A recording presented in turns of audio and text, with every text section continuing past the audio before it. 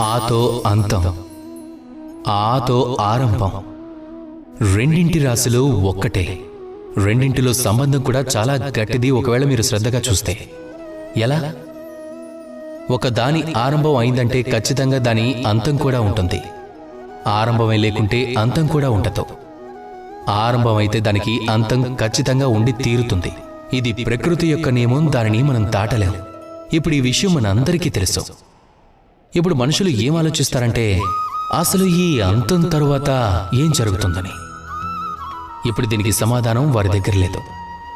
వారింకా ఏదైనా విషయాన్ని ఆలోచించాలి ఏదైతే ఎక్కువ మహత్వపూర్ణమైనదో. మనుషులకి ఇది తెలియకపోతే మృత్యు తర్వాత ఏం జరుగుతుంది అని అప్పుడు తనకి ఈ విషయమైనా తెలిసుంటుంది. జన్మ నుంచి మృత్యు వరకున్న ఈ సమయం, దానిని మనం జీవితం అని అంటామని. అందులో మనం కర్మలు చేయొచ్చు. ఈ విషయం అయితే మనకందరికీ తెలుసు.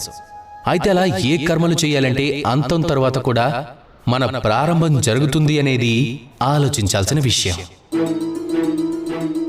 ప్రతి ఒక్కరి జన్మకు మృత్యు ఉంటుంది. ఇది సాధారణమైన విషయం. కానీ ఇతిహాసంలో ఈ రోజు కూడా ప్రపంచంలో వాళ్ళని గుర్తుపెట్టుకుంటారు, వాళ్ళ మృత్యువుతో కాదు, బదులుగా తన జీవితకాలంలో తాను చేసిన కర్మలు ఏవైతే ఉన్నాయో వాటితో తలుచుకుంటారు. ఆ కర్మల కారణంగా ఈ ప్రపంచంలో వారి పేరు వల్ల, వారి కర్మ వల్ల, వారి వ్యక్తిత్వం వల్ల కీర్తి, అమరం ఎప్పుడూ అమరంగానే ఉంటుంది. మీ దగ్గర అంత సమయం లేదు, ఎంతైతే మీ దగ్గర ఉందని అనిపిస్తుందో. అందుకే ఎంత త్వరగా అయితే అంత త్వరగా శ్రేష్టమైన కర్మలు చేయండి. ఎన్ని ఎక్కువగా చేయగలిగితే అన్ని శ్రేష్టమైన కర్మలు చేయండి. ఈ ప్రపంచంలో స్వయంగా అమరం కండి అంతం తర్వాత కూడా. అలాగే నాతో పాటు ప్రేమగా చెప్పండి, రాధాకృష్ణ.